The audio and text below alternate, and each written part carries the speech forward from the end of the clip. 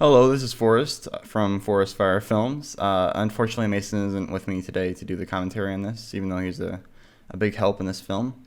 He actually moved back to St. Louis, so that kind of sucks. I'm kind of out here alone in LA now, but that's all right. I'm getting things done. I've actually been putting out this commentary a long time because I've just been so focused on other projects, and I don't know. I find it I find doing like special features and behind the scenes. I find it all like a bit trivial. Just I don't see much of a point in it, I guess.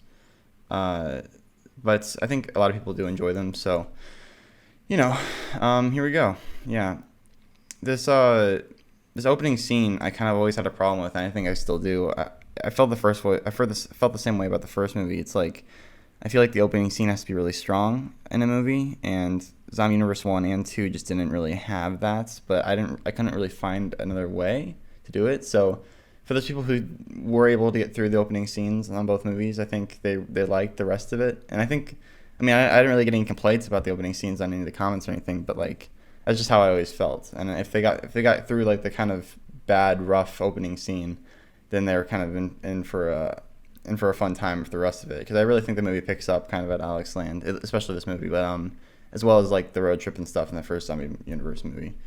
But I think this opening scene is stronger. It just the pacing is a little strange, and the shots are kind of, I don't know. It took us a long time to get this really nailed down. I went through several different cuts of it.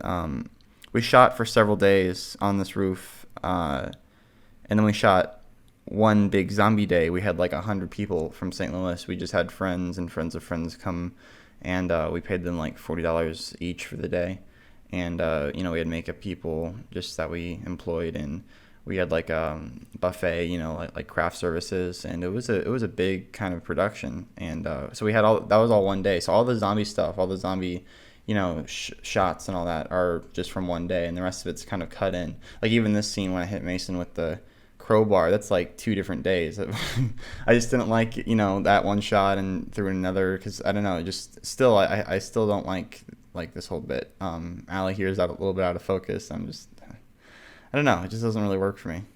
But yeah, there's a scene actually after a huge, I might include it like in some kind of special feature or something, but there's a pretty lengthy scene that continues after Mason tells the story of what like bridging the gap between the first and the second movie, where Mason tells me to get out of the tent, and then he gives me a knife and a gun, and I go and we have kind of a banter outside the tent, and I don't know, I felt like the scripting was poor, and I felt like the pacing was really off. Like I really wanted to just keep the movie moving and get to like the interesting part, which is Brett Dixon. Like, if I had started the movie with Brett Dixon, if I had started the movie from the second chapter, I really think that would have been a stronger film. But we needed this kind of exposition, to bridge the gap. And I'm just,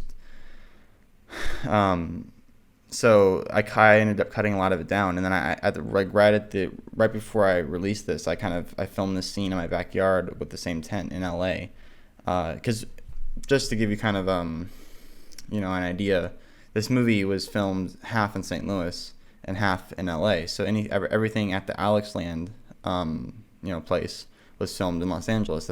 We took like kind of a 2-month hiatus once we moved to LA, and then we picked it back up. So right before this was released, we filmed this thing in my new backyard in the same tent because we still had it.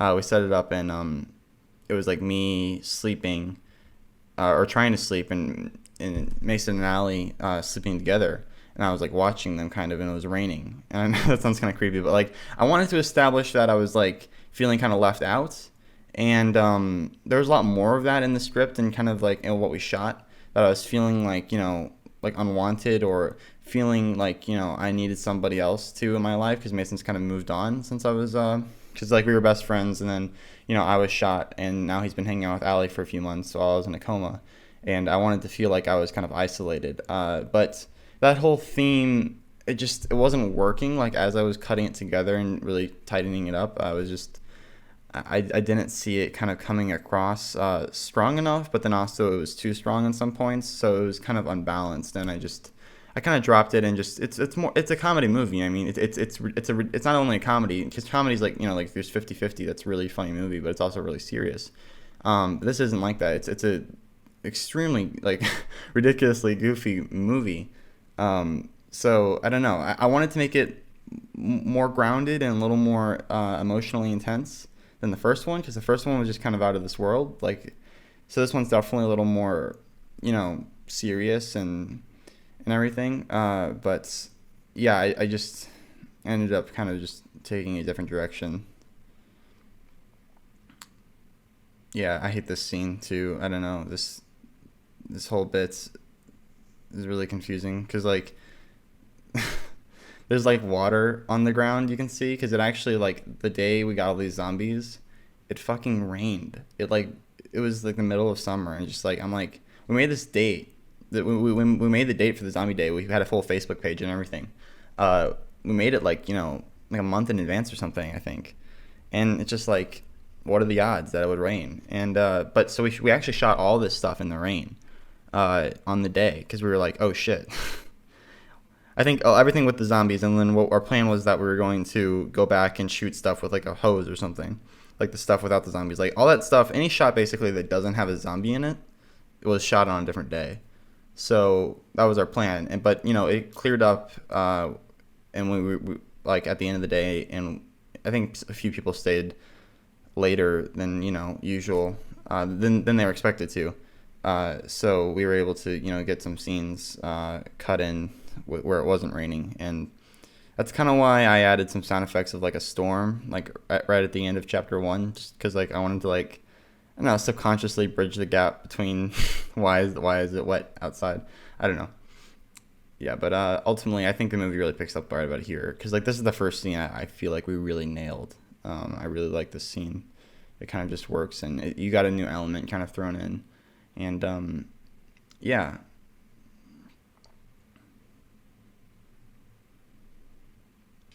This scene was actually all dubbed. I don't know if you could tell. I think a few people noticed Brett's dubbing, because Brett, if you notice, he doesn't like move his lips as much as we do when we talk. Like, he kind of, I don't know, he just has a strange way of talking, I think, and it just, I think he did a good job matching up, because that's how he kind of looks in real life. But like, I think if few people noticed that Brett's stuff was a little bit out of sync, or it appeared that way.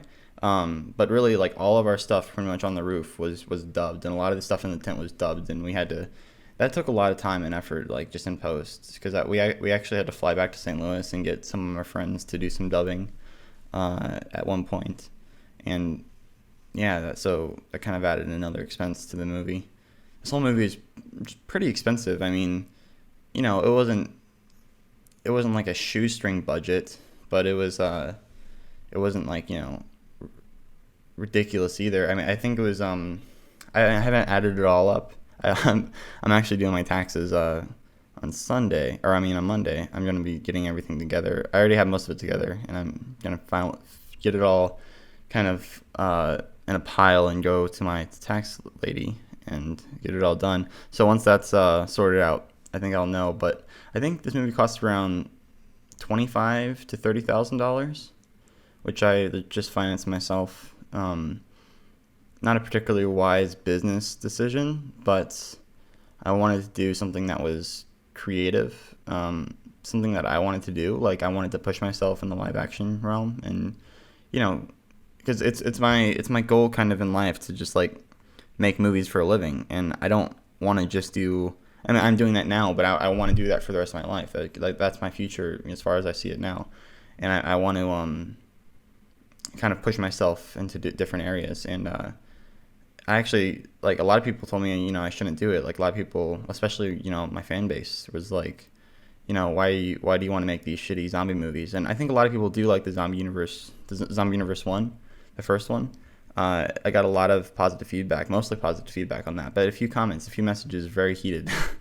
Like, why are you focusing so much time on this crap? Like, why are you doing this? No one wants this. And it's like, it's not about what they want. It's about what I want. And I think that's what YouTube channels should be like. I think a lot of people, a lot of popular YouTubers, vloggers and such, they focus even people who make good content like Freddie W. I think they focus too much on what their fans want. They're always talking about the fans, and that kind of marketing works. It's interesting to me, like, cause like you can play YouTube, like there's a definite strategy there, and I choose to ignore it most times because like I'm a creative guy, and just I think whatever I make, people are gonna like. I don't think everyone's gonna like it, and I could definitely make stuff that more people like. But I think, as long as I'm working on something, and as long as I'm putting my all into it, I think it's gonna find an audience, basically.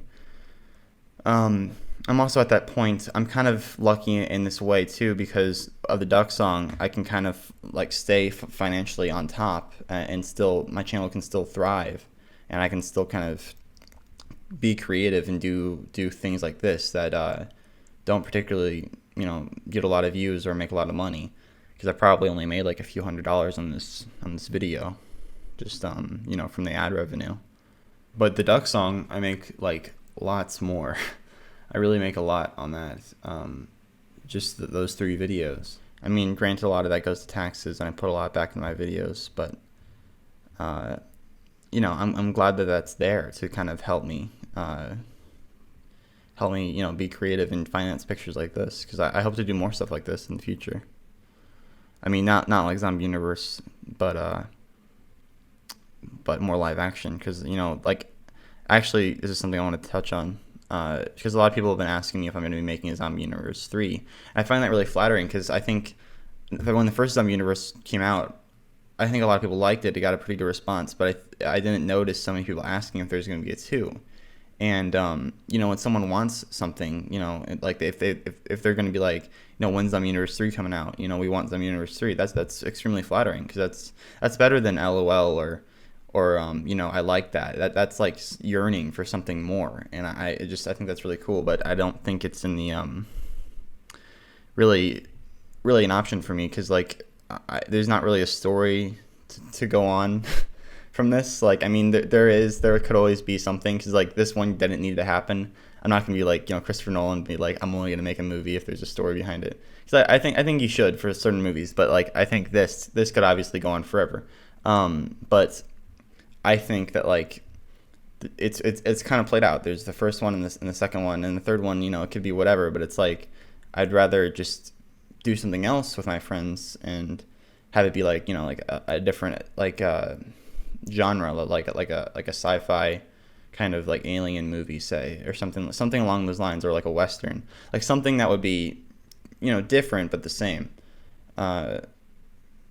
In that sense, I can kind of push the technical aspects of it, because I think this one's a big improvement over the last one, technically speaking. But for the next big thing I do, live action, I think I want to probably shoot it on a Red camera, and focus a lot more on cinematography, and just kind of probably make it shorter, so it might take as much time, but it would be better, because this was shot, I think this was shot in around 20 something days altogether, but it was spread out from like over like a 8-month period, I believe, something like that.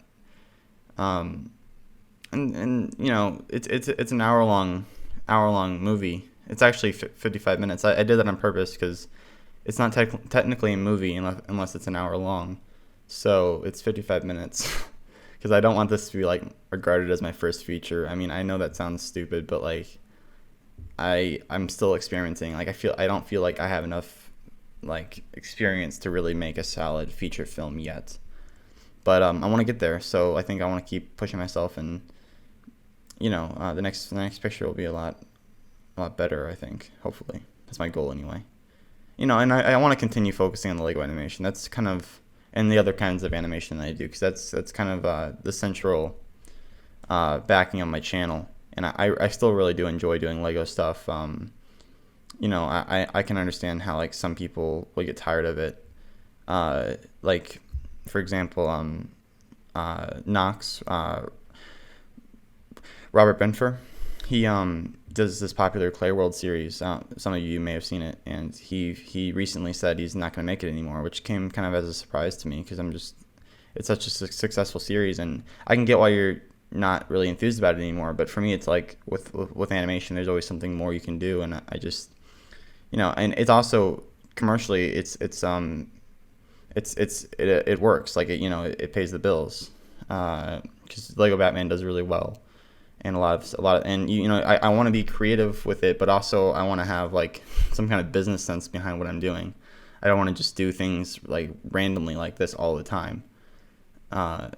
Even though this did take a considerable amount of time. Oh, this is a lot of different practical effects, which I really liked in this scene, but a lot of digital stuff too, because like we couldn't do squibs or anything. But it's turned out pretty good. What we did was we bought I bought a lot of these masks from CFX, I believe, and then we went in After Effects and colored all the hands to match the masks. And the masks are really high quality, like silicone. And then we also did like makeup for like the background zombies, kind of. But the ones who got the close-ups had these really nice masks on. And then we also went in and did a lot of eye replacement. So most of the zombies have like right there, have zombie eyes, which gives them kind of more of a even if the makeup's not top notch, it gives it kind of, they stand out a lot more. Like that was done in After Effects. And yeah, just pretty much I pretty much do almost everything. I think I had Mason do a few, because he's getting better at After Effects, but I had him do a few like arm colorings, I guess, and eye replacements. But I mostly did everything, which took a long time. And as I was going through it, as I was making this movie, I kind of kept retouching these effects. Like I didn't do them all at once, so which is probably not a great way to work. But because I kept getting better, basically. Like, at the start of this movie, I was probably at the level I was at the end of Zombie Universe 1, or maybe a little better because I've been doing Lego stuff. But as I went, I learned more and more, and just kept going back. Because the way I work basically is whenever I shoot something, I come back and edit the same day, which is incredible, because like that was never possible before digital and all that. And I really like doing that. I would love to shoot on film, but I don't know how that would work for me. I mean, I've never done it before, but because basically my whole process is every scene, every shot in Lego animation, I bring it back the same day and start putting it together, and then I get kind of a feel for how the movie's turning out, and I can kind of apply that knowledge to the next day of filming. And so like a lot of these scenes were cut together, the day of. I mean, some of it wasn't practical to cut the day of. Like the stuff in Alexland was all filmed in a 5-day stretch, which was ridiculous. It was like so much work. And I mean, I'm not complaining. It was an awesome opportunity, and I'm glad we could do it all at once, because I hate when we have to spread things out like we did this opening stuff. But I didn't edit any of it while we were working. I mean, I think I edited like one scene, but but we were just so tired at the end of the day that there was no time for that. But yeah, editing just as we go is I think that's like really key to my process, at least. I mean, I think it would be a good challenge to me to shoot an entire movie and not edit any of it, because I've always done it as I went. Like even with Lego videos, every shot is put in, and I usually do the sound of the shot as I go. So, but yeah, I mean, that's not how everyone works. Like that's actually pretty rare. So this scene was shot out in up in Illinois, kind of near Chicago, kind of like out on the outskirts of like an hour away from Chicago, 2 hours away, I think, but kind of like in the farmlands and stuff. And we actually, this is like kind of my friend's neighborhood. He moved from St. Louis to Illinois with his girlfriend and her parents, and he told us we could use this area, and we kind of parked this car like that, like right there, and with the hood open and the door open, and kind of like there was no one around. It was really interesting, and we somehow got the cops called on us. So this lady cop kind of rolled up, and we had all these guns, and we threw them into the grass, just hoping she wouldn't see them. because we didn't have any kind of permit for any of this. For the zombie day stuff, we sorry, I call the zombie day stuff. That's what we called the big day with 100 zombies in St. Louis on the roof. We call it zombie day because like it was just easier that way. 'Cause instead of saying like the day with all 100 people, so zombie day. That was actually our friend's house. Our friend's mother's house, and because Augie, he's our cameraman for most of this, and he's a really cool guy, and his mom's great, and she let us use the house as much as we wanted, and then for the zombie day we actually got a permit for a block party, and we actually had to block off the road so cars wouldn't drive through. But there's so many trees you can't really see the cars that were blocking it off, so it just looks like a mass of zombies in the street. If I had a little more time, because I only had I don't know, 6 hours to film all the zombies. If I had a little more time, I would have got some more shots of putting the zombies a little more down the street, and some more stationary shots and kind of B-roll and that kind of stuff. But I think it turned out alright. I just wanted it to be impressive, and I think that first shot is with even as much as I don't like that opening scene, the first shot kind of going over them and seeing all the zombies, I think that really sets the precedent for the entire movie and how epic and scope we're going to get it. A lot of the shots like that one I stabilized in post in After Effects. If I could, I would shoot everything not handheld. I would shoot everything on some kind of moving dolly. Or static camera like this right here, but just being such a low budget and not having that kind of equipment. I mean, I have a little bit of it, but I think it's really it's remarkable what we can do now. I think the films of David Fincher really inspire me, even though my stuff's a little more shaky and kinetic and all that. That's how I would shoot a movie almost, if I had that equipment available to me, because I think shaky cam handheld stuff can be really good in certain situations, but I think for the most part it distracts me a lot of times, especially in a theater. And I know this wouldn't be viewed in a theater, but just movies, I feel like they shouldn't really the camera shouldn't be a character. It should just follow the events that happen, and it should be beautiful. It should look nice, but I don't, and it should, the way the camera moves and all that should definitely tell the story. But I don't think every time I see kind of a handheld, so a lot of times I think of the camera operator moving it as if I'm there or whatever, and I don't know. I mean, I think that's a personal thing, but yeah, right here. We shot this scene kind of all on tripod and moving kind of shots that were because I wanted to establish I wanted to do a little more creepiness to it, and I think having the camera move so subtly, because I bought a new tripod that can really move very, very smoothly, and we shot that whole scene, and now once everything's kind of clear and lifted, we go back to handheld. This scene, it's funny because we write our scripts. Mason and I wrote the script, and we rewrote it so every scene is essential, really. We can't cut a lot, with the exception of the first scene, which was kind of just a fluke. I kind of just cut it at an odd point, but it kind of worked. Where I go, it's like a video game, and then I'm awkward. And I'm like, yeah, and then it cuts to the next scene or the next chapter. It doesn't. I think it works there because the other stuff just wasn't necessary, and that's what I try to do. I try to trim the fat on every scene. Not every scene should lead to the next. I believe in a film, in most films, I think every scene should kind of bring the next scene, kind of bridge into the next scene. So we went into this house to get food, and the next scene we're eating the food. So we couldn't really cut it, but I did find it a little bit unnecessary because this chapter is kind of long, and I thought the lighting was cool. If we had shot it on film, it would have looked really nice. But since there was a lot of digital, I don't know what you call that. I guess pixels, but they're kind of they just look kind of shitty. You can see it. You can see it here a little bit. I mean, I brought the contrast down, but you can still see the pixel-y kind of stuff. And I think YouTube gets rid of a lot of that because it compresses it, and you can't see the finer details and the grain. I guess you call it grain, but pixely grain, so it's not cool. It's cool looking grain.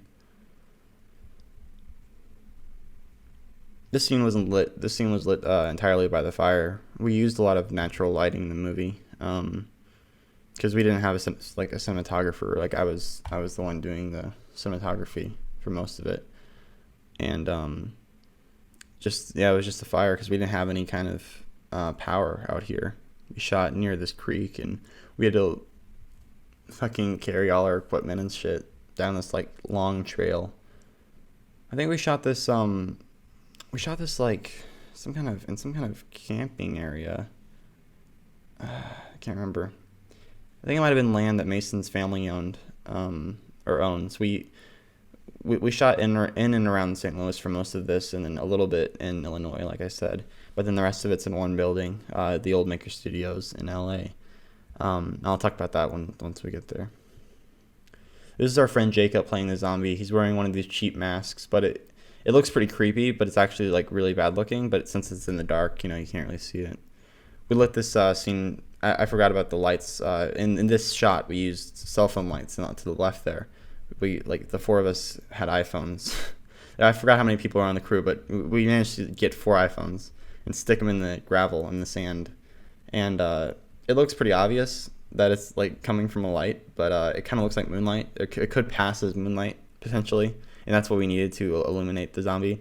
And that's kind of, I knew there was gonna be a lot of scenes like in the dark, like this scene, which turned out really cool actually.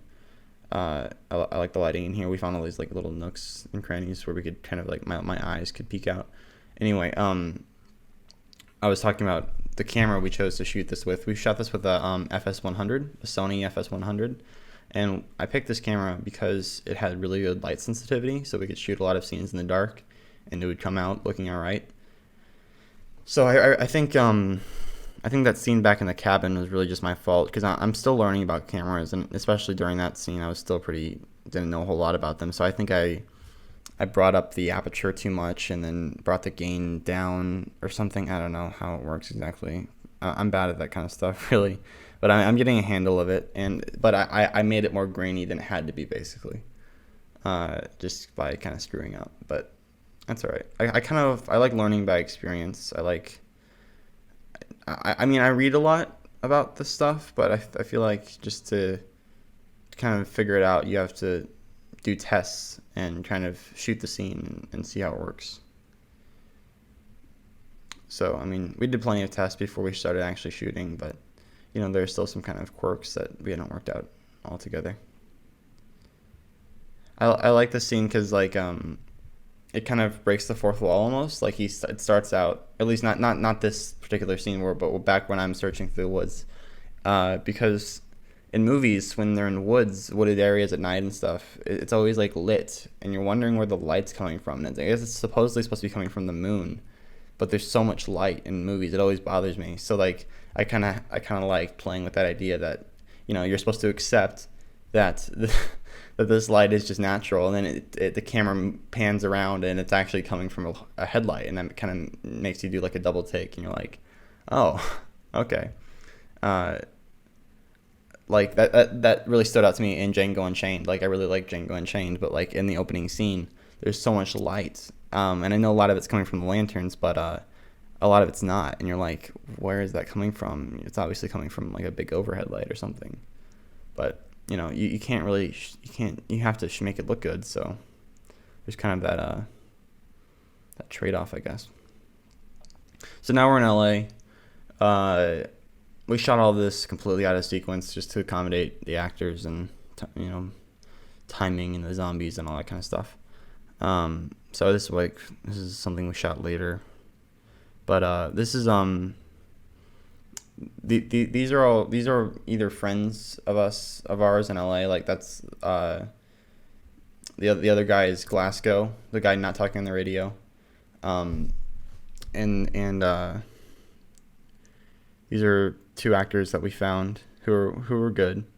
I really liked Ruben's character. He kind of turned it into something that I didn't initially anticipate, because I was thinking that it would be we kind of based AJ's dad on AJ's real dad, who's got this really, really deep voice.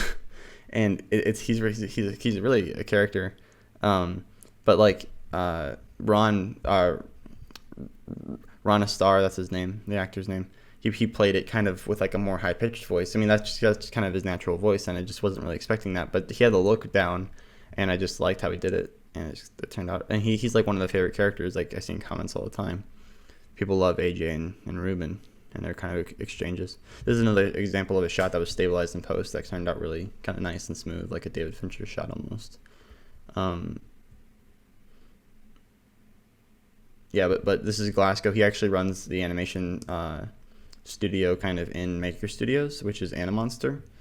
And he's just a really cool guy. He's been helpful to us making the transition from St. Louis to LA. And, just, yeah, he's a cool guy. He wrote the movie Smiley by Michael Gallagher.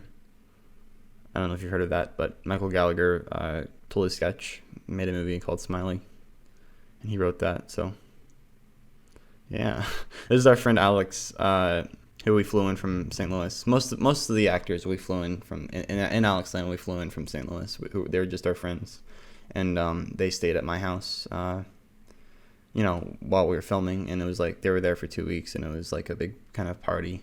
We had a lot of fun, but it was also a lot of work. So we would shoot all day, come back and party all night. And I think I got like 4 hours of sleep every night or something like that, maybe less. But at the end of it, I was just so exhausted, and then that's like a day after everyone left, and we were just kind of, Mason and I were just totally like almost like had almost gone insane shooting this thing. Sci-Fi came with their cameras and started shooting us for the Viral Video Showdown taping, which was like, the TV show I was on. I think I mentioned it. I uploaded the video we did for it to my first channel, but it didn't get a lot of views, which I didn't really expect it to, but I wanted to upload it. But basically, Mason and I were on a TV show where you compete to make the most viral video with another team, internet team, and Mason and I were on it, and we made a video based on, like, I had the craziest dream last night. That was the phrase we were supposed to make our video about. And we had to make the video in 5 days, and they shot us, and yeah, that was just like right after this, and we were just so exhausted. Like, you can watch the episode on Hulu, I think, and you can just tell we're just like not really into it. I don't know. And they constantly were telling us, like, guys, get more excited, get more into it. And they also told us to be ourselves too, and that's just kind of how I am. I'm just kind of like a laid back guy. And I think a lot of people mistake that for being like disinterested. And I mean, a lot of times I am, like, I think like, a lot of times I just don't see the point in stuff. And, I'm more of like, I think about things, like, and I talk about things with people, but I'm not really like super like into partying and being crazy. I just kind of like to be chill and just, have a good time. And that's kind of who I am. And I think a lot of people think I'm like boring or not boring, but they think I'm disinterested, and they think I'm having a bad time or not being fun. Like, I've uploaded a few vlogs on this channel and my first channel and before, and people are like, Forrest, why aren't you happy?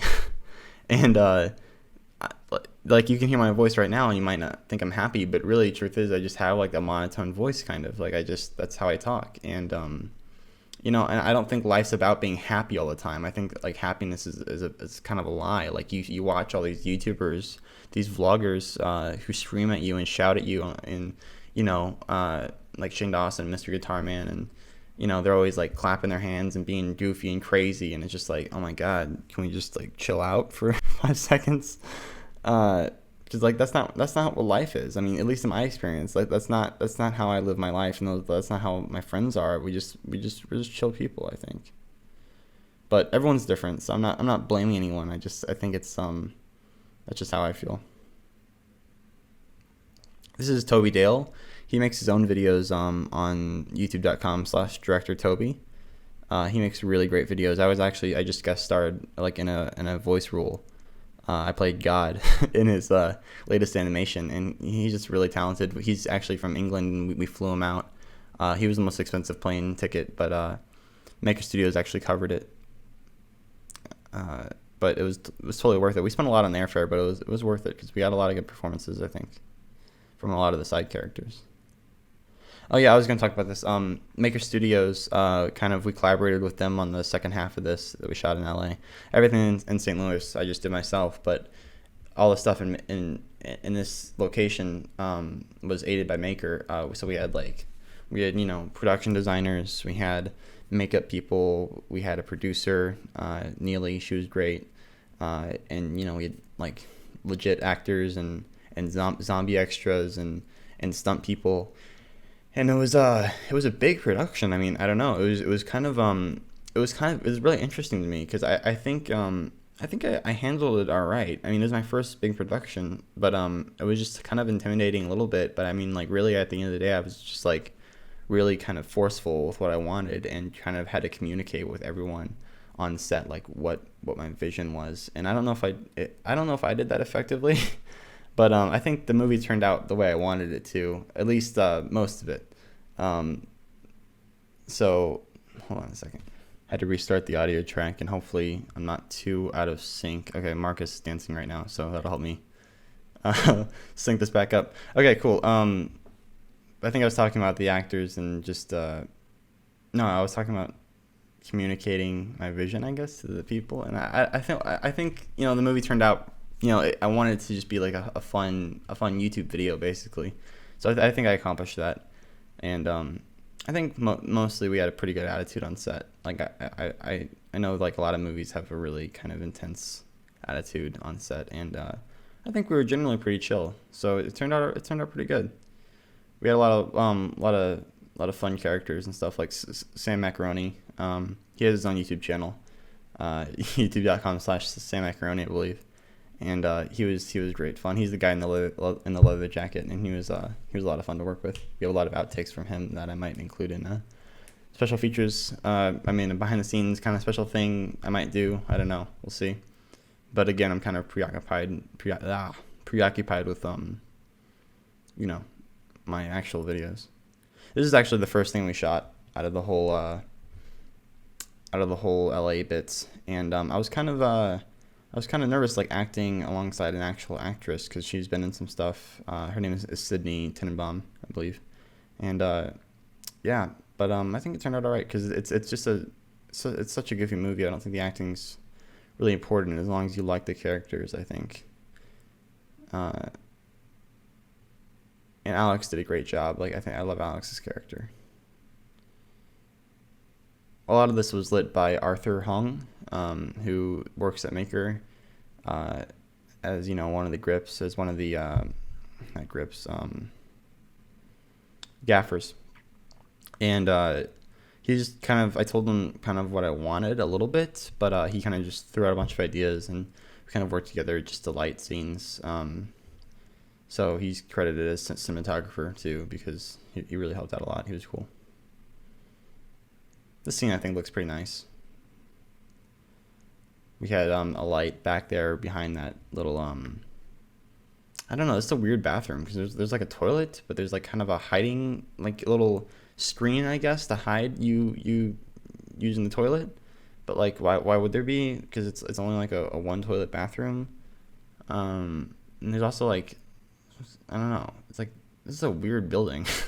Now that I think about it, we shot this at old Maker, which is basically Maker Studios has a new place now, like a new studio place, and I think they're actually going to get a new place pretty soon, like an even newer place, because they're like expanding pretty rapidly, it sounds like. And this is the old place that they still had leased at this time, and there's hardly anyone working there. I think behind those doors back there were a few editors, but besides that it was like almost completely free of people. So we were allowed to kind of come in here and shoot whatever we wanted, and it was fun. It's kind of we kind of had to adjust our script to kind of accommodate the different areas. But once we kind of went through the entire script and decided where everything was, I think we established pretty well that the space, because it's actually it's not a huge space, but it works for the story, because the story is kind of on a smaller scale. We have a lot of great outtakes from these scenes here. I think Sam probably shot for 2 days. Came in for 2 of the days. Yeah, this was all filmed. Everything from that first scene where Sydney and I are talking on her bed, this is all filmed in 1 day. This is the last thing we filmed of the day, where she discovers that the door has been left open. None of this had audio. I had to go in and add audio because there was like a hum of traffic outside. There's actually cars that I had to row out, back there. And then we actually got the cops called on us again, believe it or not, for having a zombie extra out there, attacking the door. So people thought like a big, bloody guy was trying to break into this building, which is understandable. We didn't do things entirely legit, but I don't think anyone does when it's just such a small production like this. So you got to take some chances, make some risky decisions, but it worked out, Kind of seems like a bigger budget movie when you do things kind of on the fly, which is good. I really like this look here she gives right here. I kind of cut that in just because like she's kind of realizing that Alex is kind of psycho. Allie kept asking me if she could wash off her bloody hands, and I'm like, no. So I felt kind of bad because she had she was messing around with the she was like sitting on the guy wait, why did she have bloody hands? She shot the guy, or she was helping move the guy. I forgot why she has bloody hands, but for continuity, I couldn't have her wash them, but so I felt kind of bad. If you watch the scene closely, you can actually see that part of his skull breaks apart, because I went frame by frame and kind of touched it up digitally. I drew kind of like a kind of a painting on top of him, and so it's only a few frames, but if you pause it, you can actually see his head is concave, so you can actually see some depth into his kind of skull there because he blew it apart, which is kind of cool. But I don't think anyone noticed it, but if you pause the frames, it's there. We shot this last. This is the last thing we shot for the entire video, just because we need kind of a spacer, because I think pacing is really important in a movie. Even if a movie is not shot particularly well or lit well, which I believe this movie is not, that falls into that category. I think having good dialogue, define characters, even if they're not developed characters. I don't believe these characters are particularly well developed, especially since we kind of introduced those last bits in the last half hour or whatever of the movie, or maybe 25 minutes even. So all the characters are just kind of defined, I think, and it's not shot particularly well because like I said, it didn't have special dollies, and the lighting's good, it's decent, but I think if you have the right pacing, the right cutting, the editing, and the sound, if it all kind of comes together, then it can become a watchable film, which I hope this is. I hope people can kind of just enjoy this film. I don't think it should be appreciated too much for its technical prowess, but I think it's a fun movie to watch, especially if you're just trying to pass the time. If you find something cool, I just hope people will find this on YouTube and just think it's cool and just watch it. That's that was my goal from the get-go. That shotgun was real. I've actually fired it a bunch of times for sound effects for the actual when the shotgun goes off, and it's actually we didn't tell anyone. I think we took the firing pin out, but we didn't tell anyone it was a real gun just because they might have freaked out a little bit. Most of the guns were airsoft though. Some of the guns Baker provided, but most of the guns I provided just myself from airsoft websites like Airsoft GI and evike.com. AJ has some actual emotions towards his father, so I told him to let it all out in this scene. And this was really awkward to film, and it was totally in the air, and I should have just said something to break the ice, or said something cool. I'm building up my confidence, but overall, I'm pretty much I'm a shy guy. Like I'm good at making friends. Like I make a lot of friends, wherever I go. But I'm not like I said, I'm not particularly like outgoing or like boastful kind of guy. Even though I don't think that's a bad thing to have. I think it's good to have confidence and all that. But like it was just kind of awkward, and I felt weird about it, and she probably felt weird about it. But it's all right. I think the character Forrest is a lot more awkward in this movie than I am in real life, and I was kind of like channeling my real awkwardness into the character, and that kind of worked. I think you can kind of sense it. So that's my excuse. If you look closely, you can see the blood being sprayed from a different angle, which kind of bothers me. But I think that's kind of having a practical effect is worth like the kind of if you notice that kind of thing where like the blood's being sprayed at a different angle, then it's like at least it was a practical effect. It wasn't done digitally. You could tell it was real. Dude, that somehow there's some kind of snafu on that bone exit wound on Marcus. And it just wasn't communicated to the people who did the makeup. I think their names are Artie and Brittany, and they just weren't aware that they were supposed to do that. And when the time came to do it, they just improvised, and it looked great. Like I don't know how they did it. I think they used like a paper plate or something. I forgot, but it looked like fucking real, especially the way I shot it, just like kind of straight on like that. There wasn't much like perspective. It looked really nice. Like I was really surprised how well that's like my favorite makeup effect in the movie, I think.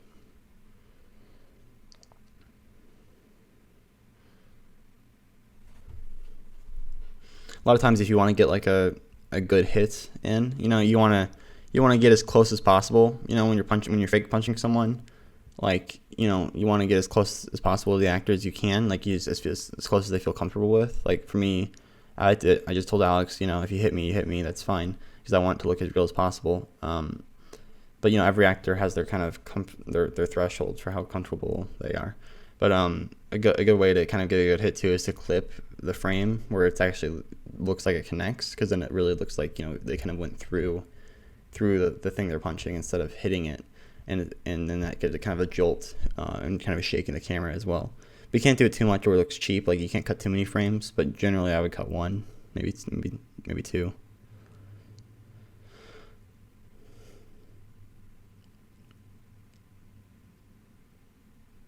This scene, I liked how the cinematography turned out, because it really looks pretty like, there's still highlights and there's still light, but it's in the dark. And then I gotta give credit to Arthur for the idea of putting the light behind the stairs to kind of give that kind of what would you call that shadow effect, just with the blades of light basically in the background there.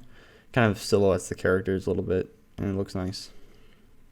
A lot of this grading was done in post, though. A lot of making it look dark was done in After Effects. We actually shot this during the day, most of it during the day. We shot Alex and I, we started Mason and Alex were fighting, and then I tackled Alex, and we rolled down those stairs, and then that's when we wrapped for the day. And then I think we took a break. We went to the beach the next day, the lot of us, and then we went the next day. After that, we filmed the scene where it's the opening scene where they cart us in and Mason escapes. And then the next day I think we filmed this. So from the bit where we pick ourselves up off the floor and start fighting, and Alex is punching me, and then we chain up Alex, and then all these bits, and then from here on out I think it's all just one day. So like that all was filmed. This is definitely the longest day, the hardest day, because we shot into the night. I love Toby's performance. I wasn't really expecting how good he would be, and he kept asking me if it was shit or something. I think he was like self-conscious about it because he wanted it to be good, and he's really nailed it. Like besides Alex, I really like loved his performance. Like those two characters were really, really kind of over the top, and I really liked that, because like that's what the whole movie is supposed to be. It's kind of over the top, especially this thing with the sunglasses and the whole very sentimental father-son moment. I stabilized a lot of these shots and kind of did like a pan in, like right here, So I physically, because I was manning the camera, I moved the camera towards him closer, and then I had a whole shoulder rig, so it's not really shaky camera. It's handheld, but it's kind of smooth. And then because it was smooth enough, I was able to kind of get those little bumps out in post, and it just made it look like a tracking shot almost. These extras we got, Neely, our producer, put together like some kind of ad, on a extra casting site, and I'm sure these people played zombies before, and they were just crazy. I mean, they did a really good job of being insane. Because it's surreal having all these people kind of show up and be in zombie makeup, and they're all adults, and they're from like LA actors, you know what I mean? And they're just kind of really intense. It was a lot of fun. Oh, that scene where AJ shoots himself, it's kind of dark, but if you look closely, you can see the blood splatter actually, hit behind his head, and it looks so real because I basically the blood splatter isn't the effect. The effect is before the blood splatter hits. I like wiped it out because it was already there, and I wiped it out and then tracked that frame behind him, so it looks like the floor is bare, next to his head, and then when he shoots, I take that away, and the blood appears, and it looks like blood came out of his head, and it looks so real because it really is there. And I do that a lot. Like if I think it looks better, like if the effect's already there and you wipe it out for the first few frames, like I did that when Alex cuts through the knife through that guy, or he has a samurai sword and he cuts that guy. The first few frames are just his bare shirt, and then the cut appears. That's kind of a good way of doing VFX, digital effects, because if you have something real to work off of, it works out a lot better. This scene definitely took the longest in post though, because there were so many lights, and like we shot on this rooftop in Los Angeles, and there were so many lights in the background. Like you can see those little lights back there, but there were like big, just like kind of Hollywood shit going on in the background, and I had to go in every single shot, and brush all that stuff out, which no one noticed, no one picked up on. I mean, I added back the grain, and it just looks almost seamless. That was Jello right there. We cut that with someone actually tossing Jello at Marcus, and it just looks like brain matter, which I think turned out pretty good. I kind of broke the 180 rule on that. That's all right. I did that a few times this shoot because I had to shoot a few characters, their scenes. They're talking to another character, like a bunch of characters, and then we cut back to the other character talking, like when Alex is introducing everyone.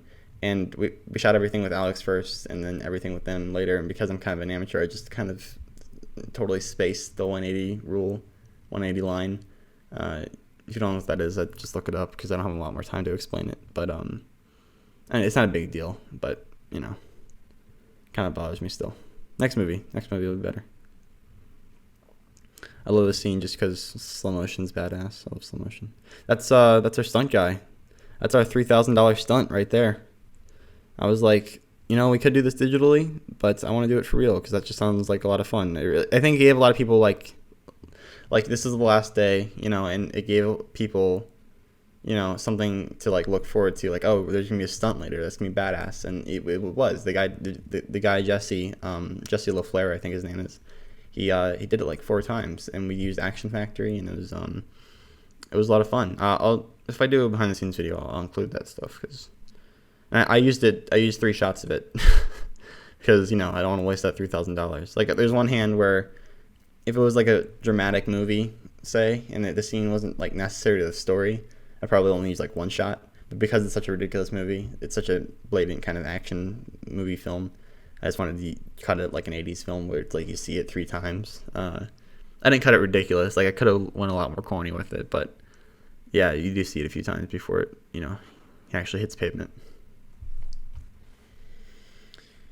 And yeah, I always try to make the credits kind of interesting so people stick around. I don't know, I feel like most people leave during the credits and you're a click away. And I think that's stupid. You should watch them.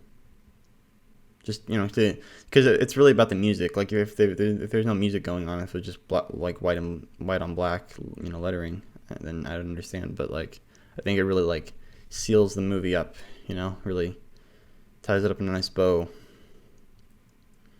I did all the artwork here on all the characters because I just wanted to do something neat. Because I don't want to say like, you know, who's who. I wanted to have their names just next to their photos because I think, or not their photos, but their graphic art, because I think they're so instantly like recognizable. The characters, they all have their own little thing that you could kind of just be like, oh, that's that guy and that's that guy and that's that guy. Kind of put it together yourself, which is fun. And then I included this because I wasn't sure if I was gonna have like a behind the scenes. I'm still not sure because I don't want to like go back through all that footage and find funny bits. But these are like the top 3 that I really enjoyed. I really like Jake's dry humor. I'm a big fan of dry humor. I don't use a whole lot of it in my videos, but maybe in the future I will. But Jake is kind of like the dry humor master. I just like the way he says things. But yeah, thanks for watching this. Hopefully you were entertained by it. If you have any questions, please feel free to contact me via Twitter. And yeah, until next time, guys, I'll be seeing you.